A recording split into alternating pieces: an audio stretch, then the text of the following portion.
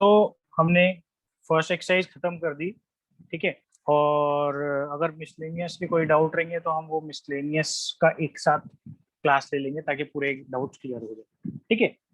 अभी हम new topic start कर रहे हैं, डिस्काउंट, जिसमें कि बहुत सारे टर्म्स है जो हमें पढ़ने, present worth, sum due, true discount, nominal due date, legal due date, फिर डिस्काउंटिंग ऑफ बिल है। ठीक है। ये सब देखने से पहले सबसे बेसिक से स्टार्ट करते हैं। समझो कोई बिजनेस, ठीक है, कोई बिजनेसमैन है।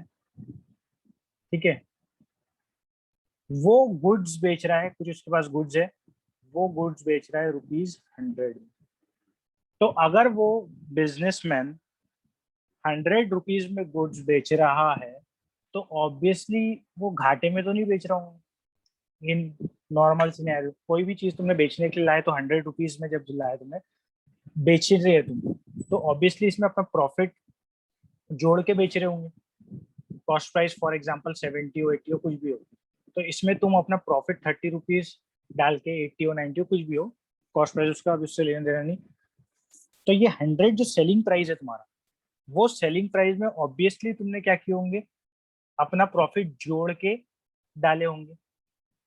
ठीक है। तो अगर कोई बिजनेसमैन ₹100 में गुड्स बेच रहा है, सेलिंग प्राइस उसका 100 अगर रखा है फॉर एग्जाम्पल, तो वो कुछ ना कुछ उसमें प्रॉफिट जोड़ के वो ₹100 रखता है। लेकिन समझो अगर बिजनेसमैन को कॉस्ट प्राइस फॉर एग्जाम्पल अगर पड़ा ₹80, वो चाहता है कि ₹20 में कमाऊं इस पे। 80 पे कितने चाहता है वो, ₹20 कमाऊं। ठीक है।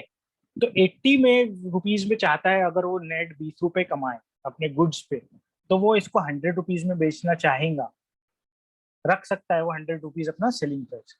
लेकिन अगर कैश में कस्टमर ने ये प्रोडक्ट्स, उसके गुड्स खरीद लिया, तो उसको ₹20 का प्रॉफिट हो जाएगा, क्योंकि उसने लाया था ₹80 में, उसने बेचा ₹100 में, और कस्टमर ने उसको कैश में पेमेंट कर दिया बिजनेसमैन को। ठीक है, तुम्हारा जो भी, उसको तुम होलसेलर बोलो या मैन्युफैक्चरर बोलो। ठीक है। उसने ₹100 में सेल कर दिया। अगर समझो होलसेलर है, ₹80 में लाया था, ₹100 में सेल किया, तो नेट प्रॉफिट उसका ₹20 हो गया अगर कैश में पेमेंट है। लेकिन यही अगर उसको कस्टमर बोलता है कि भाई मैं तुमको 4 महीने या 6 महीने बाद पेमेंट दूंगा, फॉर एग्जाम्पल 4 मंथ्स ले लेते, चलो 4 मंथ्स के बाद मैं पेमेंट दूंगा, 4 मंथ्स के बाद पेमेंट दूंगा। तो अगर उसने ₹80 में लाया और ₹100 में बेचा, तो नेट प्रॉफिट उसको 20 तो दिख रहा है, लेकिन ये इफेक्टिवली ₹20 नहीं होगा। क्यों नहीं होगा?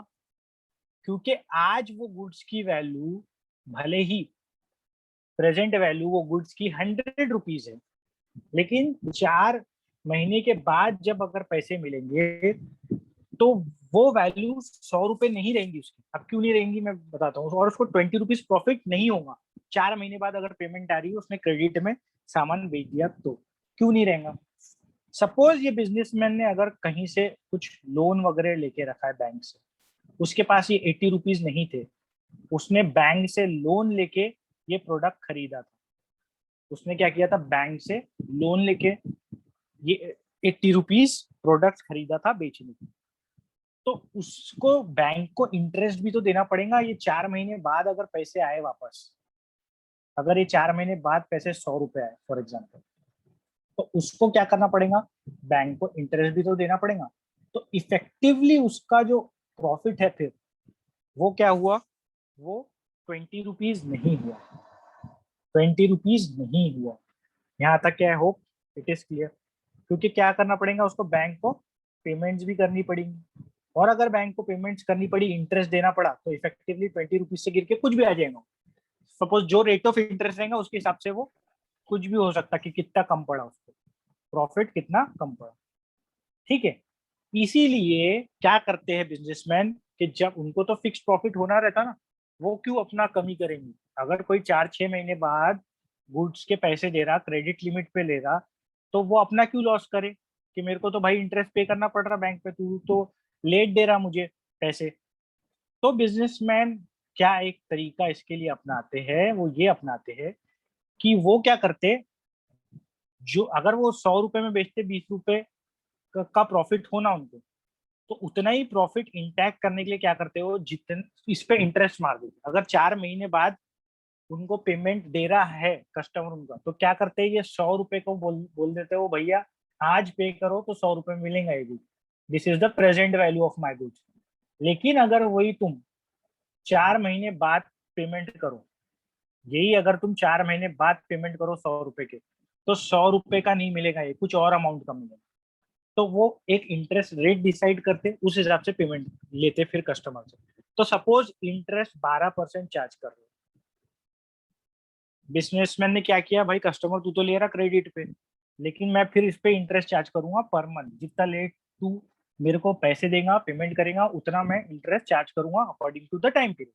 सपोज उसने रेट ऑफ इंटरेस्ट 12% फिक्स किया, रेट ऑफ इंटरेस्ट है या रेट ऑफ इंटरेस्ट 12% फिक्स किया, और कस्टमर ने वो बिजनेसमैन को बोला मैं 4 मंथ्स के बाद में पेमेंट करूंगा। कितने महीने बाद पेमेंट करूंगा, 4 मंथ्स के बाद पेमेंट करूंगा। तो इफेक्टिवली ये जो प्रेजेंट वो था गुड्स का 100 रुपए, 4 महीने बाद अगर वो तुमने सिंपल इंटरेस्ट का फॉर्मूला पढ़े हो तो तुमको पता चल जाएगा कि 12% से अगर 100 रुपीज पे 12% पर एनम रहता है, 12% क्या रहता, पर एनम रहता, को अगर तुम रेट ऑफ इंटरेस्ट मानोगे 12% पर एनम, तो 100 रुपए में 4 महीने में तुम्हारा इंटरेस्ट आएगा 4 रुपए। कितना आएगा, 100 रुपए पे 4 रुपए। तो ये हो जाएगा तुम्हारा जो आज 4 महीने बाद पेमेंट लोगे तुम बोलोगे 100 रुपये, ये बिजनेसमैन बोलेगा मैं 100 रुपए नहीं लूंगा, 4 महीने बाद 12% रेट ऑफ इंटरेस्ट के हिसाब से ये 100 रुपए हो जाएंगे 104। तो प्रेजेंट वैल्यू जो गुड्स की 100 रुपए थी, अब हो गई 4 महीने बाद 104 रुपए। यही वैल्यू को बोला जाता है सम ड्यू। क्या बोला जाता है ये वैल्यू को, सम ड्यू। तो इफेक्टिवली जो आज गुड्स की प्रेजेंट वैल्यू 100 रुपए है, वो 4 महीने बाद कितनी हो गई, 104। प्रेजेंट वैल्यू अभी 100 रुपए थी, 4 मंथ्स के पीरियड के बाद कितनी हो गई, वो 104 हो गई। तो इस तरीके से वो अपना प्रॉफिट 20 रुपीज इंटैक्ट रखेगा। ठीक है, ये 4 रुपए जो इंटरेस्ट के, भले वो बैंक को पेमेंट कर दे या इन्फ्लेशन काय में भी एडजस्ट करना है उसको कर दे। ठीक है, तो इस तरीके से वो क्या करता, बिजनेस चतुराई करता। अगर क्रेडिट में ले रहे हो भाई तो रेट ऑफ इंटरेस्ट इतना इतना पड़ेगा, 6 महीने बाद जो अगर दोगे तो 106 रुपए में पड़ेगा तुमको। ऐसा according to the rate of interest and according to the time period जो क्रेडिट है का देने का टाइम है, जैसे इसमें 4 महीने फिक्स हुए थे, तो this is known as the period of the bill. ठीक है, समझो इसने बिल जनरेट किया है, तो 100 रुपए उसमें क्या बोलेंगे हम, प्रेजेंट वैल्यू है। 100 रुपए इज वॉट, प्रेजेंट वैल्यू। ठीक है, 100 रुपए इज प्रेजेंट वैल्यू या प्रेजेंट वर्थ। ठीक है, और जो कि 104 रुपए इज सम ड्यू।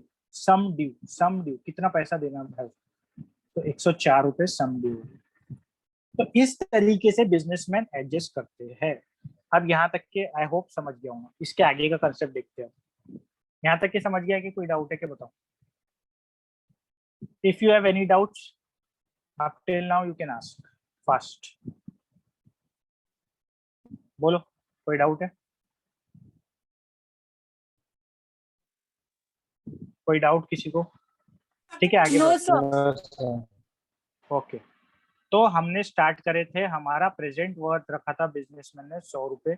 लेकिन अगर तुमने ये 100 रुपए उसको टाइम पे नहीं दिए, तो जहां से जहां तक के तुम उसका जितना टाइम लोगे उसके हिसाब से, रेट ऑफ इंटरेस्ट के हिसाब से तुम्हारा सम ड्यू आएगा। मैंने लिया था कि 4 मंथ्स के बाद जो पैसे देना है या सम ड्यू है, वो आ गया था मेरा रेट ऑफ इंटरेस्ट के हिसाब से। वो कैलकुलेशन जो रहती है, ठीक है, तुम्हें करे होंगे सिंपल इंटरेस्ट की, वो अपन देखेंगे पूरा अच्छे से, लेकिन 104 ही आता है कैलकुलेशन के हिसाब से, 12% रेट ऑफ इंटरेस्ट के हिसाब से। ठीक है, रेट ऑफ इंटरेस्ट अगर 12% पर एनम है, ठीक है, तो सम ड्यू 104 आ जाता है।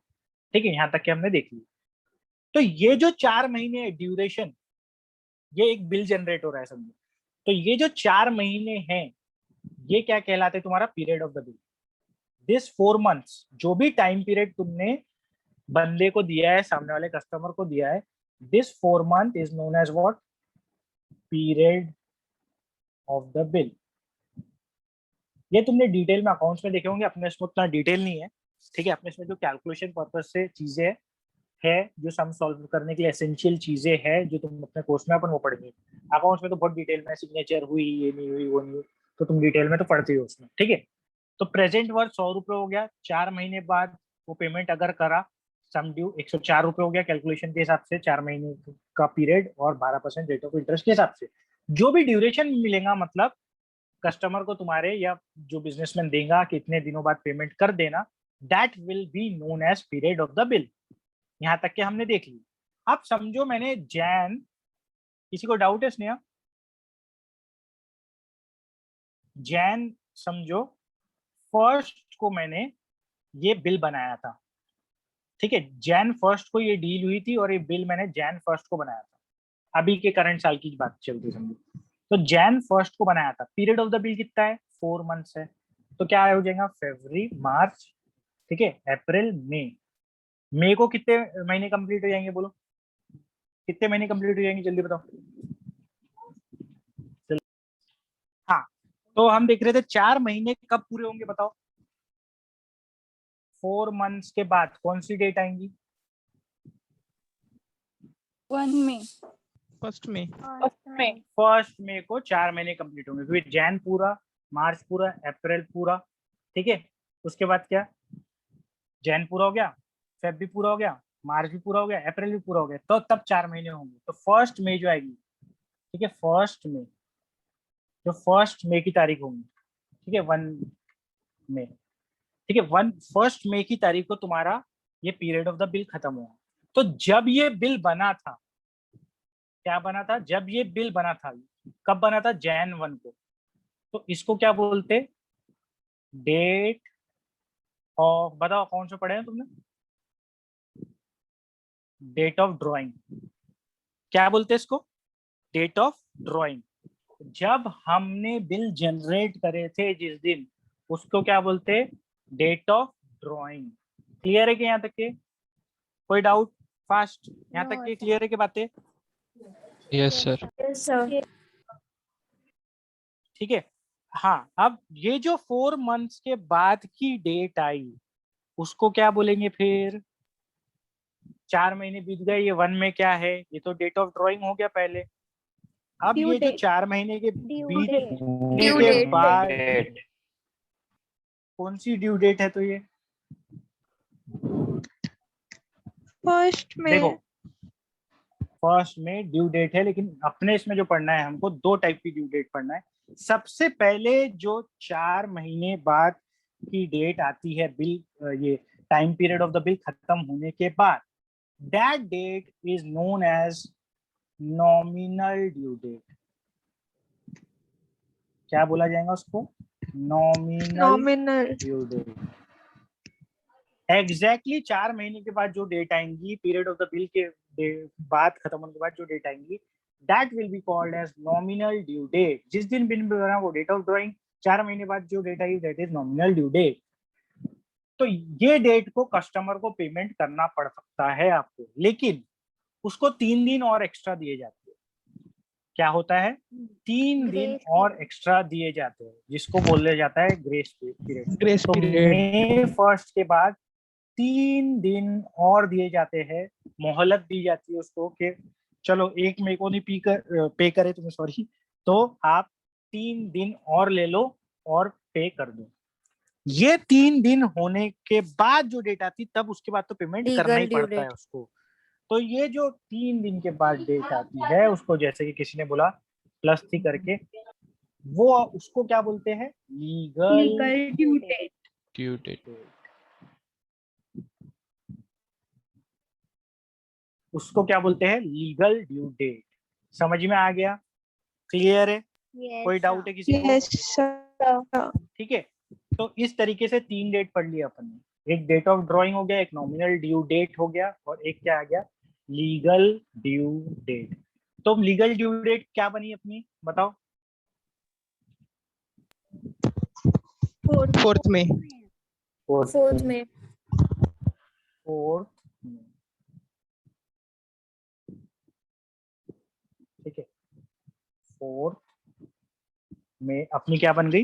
लीगल ड्यू डेट बन गई। समझ गया तीनों टाइप की डेट क्या हो गई? कोई डाउट किसी को? किसी को कहीं पे भी डाउट है तो ही और शी कैन आस्क। यहाँ तक के पहले तो अपन पूरा अच्छे से कंफर्म। अब हमने यहाँ तक के तो देख लिए, अब हम एक कंसेप्ट देखते हैं, डिस्काउंटिंग ऑफ अ बिल। क्या देखेंगे concept? Discounting of a bill. अब डिस्काउंटिंग ऑफ अ बिल क्या होता है? सपोज ये जो कस्टमर है, और हाँ, जो ये बिल बना रहा है, समझो मैंने उसको बिजनेसमैन बोला हूँ, ठीक है, और कस्टमर बोल रहा हूँ जिसपे बिल बन रहा है। तो बिजनेसमैन समझो नाम है रोहित, ठीक है, कस्टमर है समझो अन्नू। तो रोहित क्या हुआ? बिल का क्या हुआ? ड्रॉवर हुआ कि ड्रॉई हुआ? Drawer. Drawer. रोहित ड्रॉवर हुआ बिल का, और कस्टमर जो अन्नू है वो क्या हुआ? ड्रॉई। Drawer. DRAWEE ड्रॉई, और DRAWER ड्रॉवर, और ड्रॉई जो बिल बनाता है वो ड्रॉवर होता है, जिसपे बिल बनता है जो मतलब यानी कि कस्टमर रहता है वो ड्रॉई रहता है। ठीक है, ये दो टर्म्स भी अपने को पता हो, ड्रॉवर और ड्रॉई। तो यहाँ तक क्या हो गया? अब अगर समझो जो ड्रॉवर था रोहित या बिजनेसमैन रोहित, इसको जल्दी पैसे चाहिए, ये 4 महीने नहीं रुक सकता। वे रोहित जो है वो 4 महीने नहीं रुक सकता, लेकिन अन्नू तो 4 महीने बाद ही पैसे पे कर सकता है। रोहित लेकिन 4 महीने नहीं रुक सकता, उसको पैसे की जरूरत पड़ गई। तो रोहित क्या कर सकता है? डिस्काउंटिंग ऑफ अ बिल करके एक कंसेप्ट अब इंट्रोड्यूस होगा। रोहित क्या कर सकता है? कोई बैंक या एजेंट के पास जा सकता है। रोहित क्या कर सकता है? कोई भी बैंक या एजेंट के पास जा सकता है, जो कि उसका बिल डिस्काउंट करके उसको दे देगा।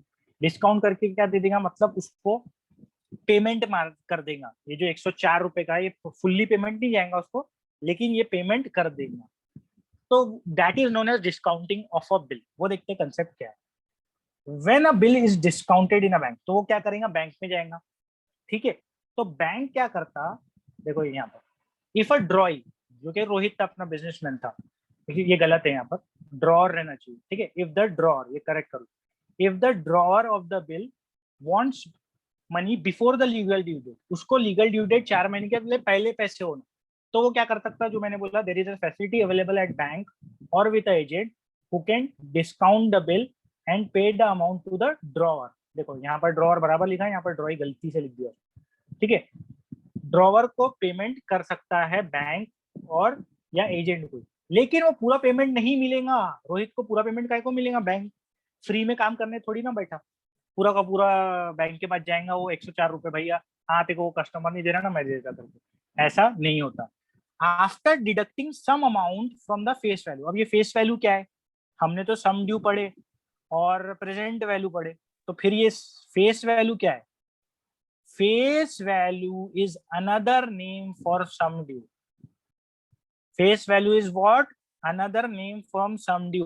तो जो मैंने 104 रुपए लिखा था, जो मैंने 104 रुपीज लिखा था और बोला था ये सम ड्यू है, वही फेस वैल्यू है, वही फेस वैल्यू है। जैसे कि catalogue price, list price, mark price, तीनों चीज के एक ही नाम है, वैसे ही सम ड्यू और फेस वैल्यू दोनों एक ही चीज के नाम है। तो क्या करेगा बैंक या एजेंट? कुछ अमाउंट डिडक्ट कर लेगा फेस वैल्यू में से, जो कि 104 रुपए थे, 104 में से कुछ अमाउंट डिडक्ट कर देगा और बाकी के पैसे रोहित या बिजनेसमैन को लौटा देंगे। This process is known as what? Discounting of a bill. This process is known as what? Discounting of a bill. अब ये डिस्काउंटिंग ऑफ अ बिल करके बैंक को क्या मिलता है, तो देखते ये कंसेप्ट में आएगा। बैंक को क्या मिलता है? बैंकर्स डिस्काउंट क्या है? कैश वैल्यू क्या है? बैंकर्स गेन क्या है? अच्छा, सबसे पहले तो एक कंसेप्ट में थोड़ा सा, जब सम ड्यू को बताया, एक चीज इंपॉर्टेंट बताना था रह गया, बस टर्म बताना रह गया। यहाँ पर प्रेजेंट वर्थ कितना था? 100 रुपए था। सम ड्यू कितना था? 4 रुपए था। तो ये जो 4 रुपए इंटरेस्ट लगा, ये जो 4 रुपए इंटरेस्ट लगा, इसी को बोला जाता है ट्रू डिस्काउंट। इसको क्या बोला जाता है? TD, true discount. Short form for that is TD and it is given in book, you can use TD. ठीक है, ट्रेड डिस्काउंट के लिए टीडी नहीं यूज करना, ट्रू डिस्काउंट के लिए टीडी यूज करना। ठीक है, मैं बताऊंगा कौन कौन से शॉर्ट फॉर्म यूज कर सकते हैं चैप्टर में। ठीक है, तो दिस 4 रुपीज, सॉरी 4, हाँ 4 रुपीज, ये एक्चुअली 4 महीने है। है ना, ये तो 4 महीने है, 4 महीने नहीं, लेकिन अपना रेट ऑफ इंटरेस्ट भी 4 महीने हो गया ना, तो इसलिए मैंने 4 वाले पकड़ लिया, बाकी 6 वो 4 ही रुपए। ठीक है, ये पीरियड ऑफ द बिल बराबर है, ये पीरियड ऑफ द बिल है, लेकिन रेट ऑफ इंटरेस्ट से जो अपना इंटरेस्ट लगा वो कितना था, 4 ही रुपए था ना, 100 से 104 हुआ, तो दिस 4 रुपीज जो कि 104 आया ये figure, this ₹4 is known as extra जो पे करना पड़ा प्रेजेंट वर्थ पे, this is known as true discount. तो अगर हम ट्रू डिस्काउंट निकालना है तो हम क्या करेंगे, फॉर्मूला क्या बनेगा हमारा ट्रू डिस्काउंट का, सम ड्यू में से अगर तुमने माइनस कर लिए प्रेजेंट वर्थ तो कितना आ जाएगा, देखो 104 में से 100 रुपए माइनस करे तो कितना आएगा, 4 रुपए आएगा, जो कि तुम्हारा इंटरेस्ट था, वही इंटरेस्ट को क्या बोलते हैं, टीडी बोलते। तो टीडी का फॉर्मूला बन गया तुम्हारा ट्रू डिस्काउंट का, सम ड्यू माइनस प्रेजेंट वर्थ। ठीक है, सम ड्यू माइनस प्रेजेंट वर्थ। और अगर इसी फॉर्मूले को घुमा घुमा के भी यूज करना पड़ता अपने को, तो then sum due will be equal to what, TD true discount plus present worth. किसी को निकालना है कि भैया 6 महीने बाद कितने पैसे मिलेंगे अपने को, तो टीडी प्लस पीडब्ल्यू। तो ट्रू डिस्काउंट समझ गया क्या है, एसडी और पीडब्ल्यू तो पहले ही देख लिए थे, ट्रू डिस्काउंट भी अपने को समझ गया क्या है। ठीक है, ठीक है, तो ये देखो ये फॉर्मूला, ठीक है, वही फॉर्मूला है, PW plus TD is equal to SD, या present worth plus true discount is equal to sum due. लेकिन वो आता कैसे, वैसे ही आता जैसे मैंने बताया, समझ गया यहाँ तक के। अब हम क्या बात कर रहे हैं, ये नेक्स्ट टर्म्स पढ़ते हैं, bankers discount, cash value, bankers gain क्या होता।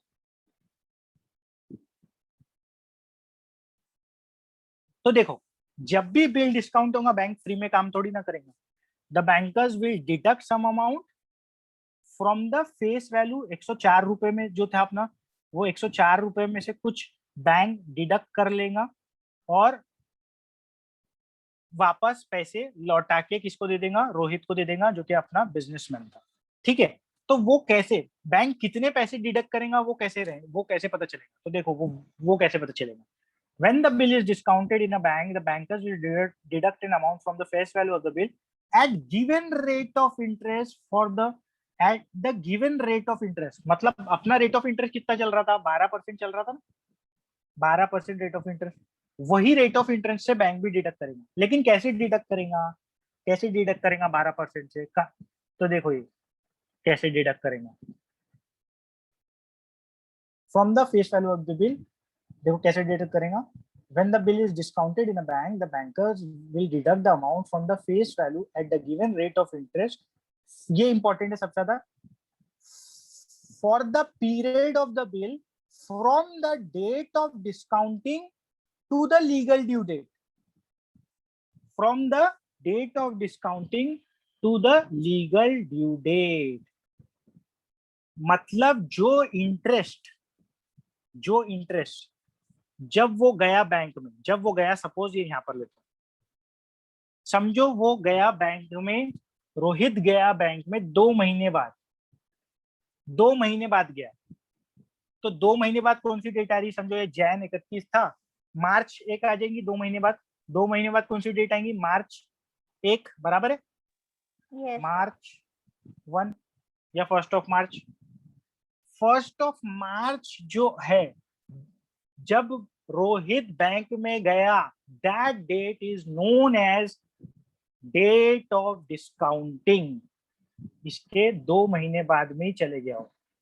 ठीक है, ये जो पीरियड, ये जो बिल था उसका आधा जब टाइम हुआ तभी वो बैंक में चले गया, मेरे को पैसे की जरूरत है, तो 1 March this date is known as date of discounting.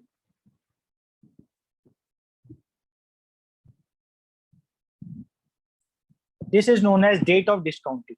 तो बैंक किस हिसाब से रेट ऑफ इंटरेस्ट चार्ज करेंगे, बैंक देखेगा कि वो कितना पहले आया मेरे पास पीरियड ऑफ द बिल खत्म होने के। तो पीरियड ऑफ द बिल हमारा खत्म हो रहा था 4 मई को, लीगल ड्यू डेट पकड़ के मानेगा बैंक, लीगल ड्यू डेट हमारा खत्म हो रहा था 4 मई को। तो बैंक देखेगा कि 4 मई से कितने पहले आया वो मेरे पास, तो कितने पहले आया वो 4 मई से, बताओ कितने पहले आया, 2 महीने पहले आया अप्रोक्सीमेटली, और 2 महीने अगर पहले, डेज गिने तो अप्रोक्सीमेटली 2 महीने पहले आया, लेकिन 2 महीना कुछ दिन निकलेगा वो, है ना।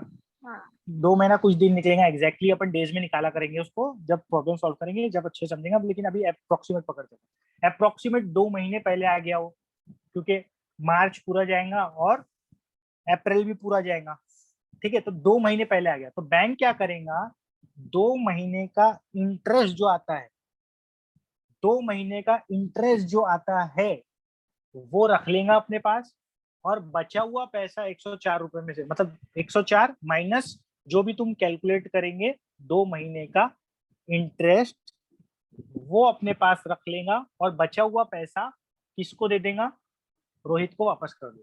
तो जितने पहले, इसका क्या मतलब है, जितने पहले रोहित जाएगा उतना ज्यादा बैंक को इंटरेस्ट मिलेगा, या उतना ज्यादा पैसा बैंक काटेगा ज्यादा, ठीक है। और जो ये बैंक रखता है पैसे, this amount is known as what, bankers discount. ये जो इंटरेस्ट रख रहा है ना बैंक, काट रहा है interest, this amount is known as what, bankers discount, ठीक है। ये जो अमाउंट बैंक काट रहा है इसको बोलते हैं बैंकर्स डिस्काउंट। यहां तक की क्लियर है क्या, कोई डाउट है क्या किसी को, ठीक है। और देखो, जो रोहित को डिस्काउंटिंग के बाद पैसा मिलेगा कटकुट के, उसको बोला जाता है कैश वैल्यू। उसको क्या बोला जाता है, कैश वैल्यू।